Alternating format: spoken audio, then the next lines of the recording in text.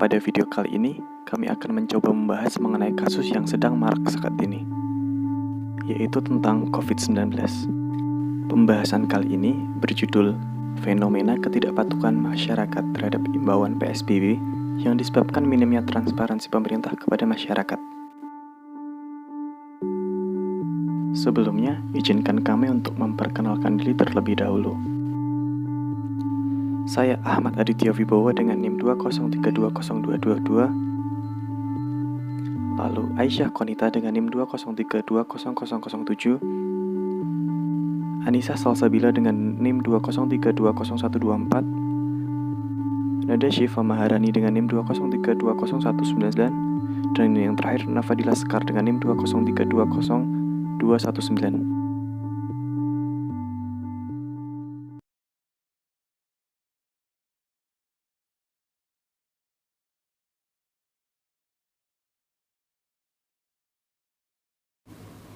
Pada tanggal 2 Maret 2020 adalah hari di mana pertama kalinya kasus COVID-19 diumumkan masuk ke Indonesia.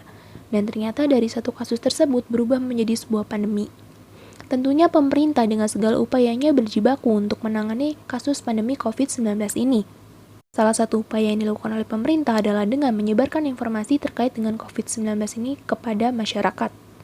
Salah satu bentuk penyebaran informasi ini melalui media massa, yang dimana media massa yang kami rujuk adalah berita digital tertulis yang termasuk bentuk dari komunikasi verbal. Namun sayangnya, informasi yang disampaikan oleh pemerintah kepada awak media yang selanjutnya diteruskan kepada masyarakat tampaknya masih ditemukan ketidaktransparan. Seperti yang kami temukan pada salah satu artikel dari cnnindonesia.com, yang dimana pada artikel tersebut berisikan keluhan mengenai kurangnya transparansi pemerintah dalam penyebaran informasi terkait COVID-19. Dan juga masyarakat masih mempertanyakan terkait validasi penyebaran grafik COVID-19. Belum lagi, mengenai transparansi data penggunaan anggaran penanganan COVID-19 juga dipertanyakan. Dan semua hal tersebut kembali didukung oleh salah satu artikel yang kami temukan di kumparan.com yang berjudul Runtuhnya Kepercayaan Masyarakat yang Lahir dari Buruknya Komunikasi Pemerintah. Tentunya dari dua artikel yang sudah kami sebutkan sebelumnya, terbukti bahwasanya komunikasi pemerintah masih kurang transparan. Kurangnya transparansi dalam pemberian informasi oleh pemerintah dapat memicu penurunan kepercayaan masyarakat. Yang dimana dari penurunan kepercayaan tersebut dapat menimbulkan sikap masyarakat yang tidak patuh terhadap kebijakan pemerintah, atau bisa disebut dengan disobedience to authority. Salah satu contoh yang kami ambil adalah mengenai ketidakpatuhan masyarakat terhadap peraturan pemberlakuan PSBB. Ketidakpatuhan sendiri merupakan salah satu bentuk perilaku yang tidak mau berperilaku sesuai dengan apa yang diperintahkan, dan hal ini termasuk ke dalam sub pembahasan psikososial, yaitu social influence.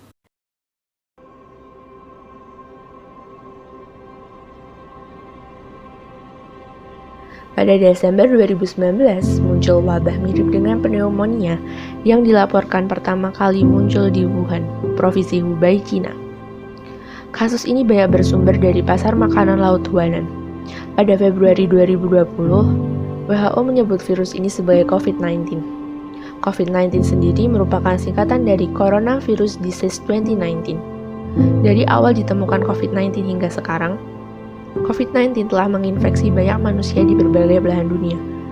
Sehingga, WHO pada 9 Maret 2020 secara resmi menyatakan bahwa COVID-19 menjadi pandemi global.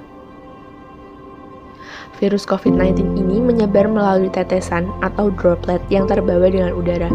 Penyebaran dengan droplet menjadikan virus ini sangat mudah menyebar dan menginfeksi manusia. Pada awal Maret 2020, virus COVID-19 mulai menginfeksi di Indonesia. Semenjak saat itu, jumlah kasus COVID-19 di Indonesia meningkat dengan signifikan. Untuk mencegah penyebaran COVID-19, Presiden Joko Widodo mengumumkan keadaan darurat. Pada akhirnya, pemerintah mengeluarkan kebijakan, yaitu pembatasan sosial berskala besar atau yang biasa disingkat PSBB. PSBB sendiri dilakukan dengan membatasi pergerakan manusia dan barang. Selain itu, pemerintah juga mewajibkan penggunaan masker dan melakukan protokol kesehatan yang disarankan WHO, seperti mencuci tangan, menjaga jarak, dan menghindari kerumunan. Angka pasien yang terinfeksi COVID-19 terus mengalami kenaikan hingga saat ini, sehingga beberapa kali pemerintah melakukan kebijakan baru yang diperuntukkan untuk mencegah penyebaran COVID-19.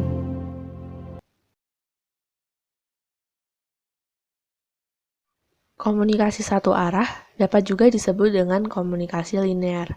Komunikasi ini disampaikan oleh sumber kepada sasaran, sehingga sasaran tidak dapat memberikan umpan balik kepada sumber. Ciri utama dari komunikasi ini adalah tidak adanya kesempatan pendengar untuk memberi tanggapan atau sanggahan terhadap informasi dari komunikan. Model komunikasi satu arah ini disampaikan langsung melalui media massa. Pesan yang disampaikan secara serentak pada audiens tidak memberi efek yang sama pada setiap audiens yang mendengar informasi tersebut. Namun, komunikasi massa dapat dengan luasnya memberi informasi ke setiap audiens.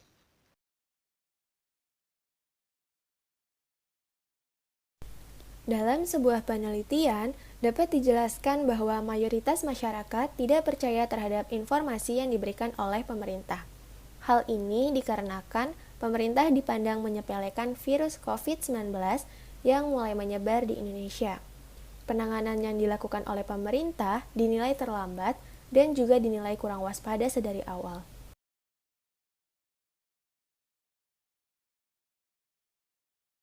Untuk mengembalikan kepercayaan masyarakat bahwa penyebaran COVID-19 dapat dikendalikan, pemerintah membentuk sebuah juru bicara sebagai sarana komunikasi antara pemerintah dengan masyarakat.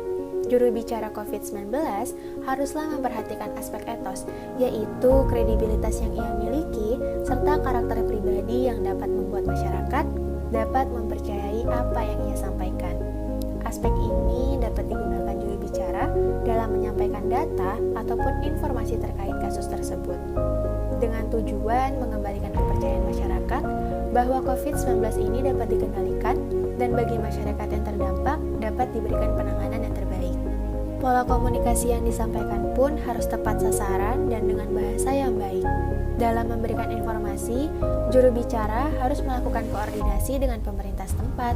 Selain itu, pemerintah ataupun juru bicara diminta untuk terus memberikan informasi mengenai naik dan turunnya angka penyebaran COVID-19, serta pemerintah ataupun juru bicara dapat memberikan strategi agar masyarakat terhindar dari virus COVID-19.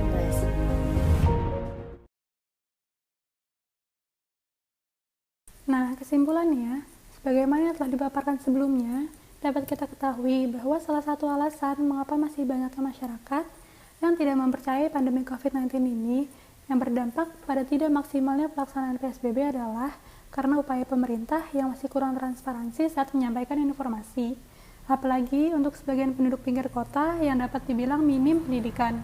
Juga banyaknya informasi yang salah, namun tersebar bebas pada media sosial yang menggambarkan ketidakakuratannya suatu berita. Dan kalau kita menyinggung soal anggaran yang diterima negara dengan fasilitas yang kita dapatkan dari pemerintah, itu tidak cukup sebanding. Presiden Jokowi mengambil langkah untuk melakukan PSBB pertama kali pada Maret 2020, karena saat itu terjadinya lonjakan kasus positif COVID-19. Setelah diterapkannya PSBB ini, tidak menjadikan masyarakat langsung percaya dengan virus ini. Lagi pula, tindakan pemerintah yang dianggap menyepelekan COVID-19 dengan tidak sikapnya menutup akses warga negara asing yang ingin berkunjung ke Indonesia juga tidak adanya tempat menyuarakan aspirasi masyarakat dinilai tidak transparansi menjadikan kesalahan besar dalam langkah awal pemerintah untuk menangani pandemi global ini. Dengan begitu, masyarakat ingin pemerintah dapat lebih memaparkan terkait perkembangan COVID-19 di Indonesia, seperti keakuratan grafik untuk pasien yang positif, juga apa saja sih kunci untuk menghentikan atau mengurangi penyebaran ini yang efektif jika kita bisa melakukannya bersama-sama. Karena jika pemerintah transparansi terhadap perkembangan yang ada, dapat diyakini bahwa masyarakat juga bisa sepenuhnya mempercayai kebijakan-kebijakan yang berlaku dan menjadikan lebih kuatnya kita dalam menangani penyebaran COVID-19 di Indonesia.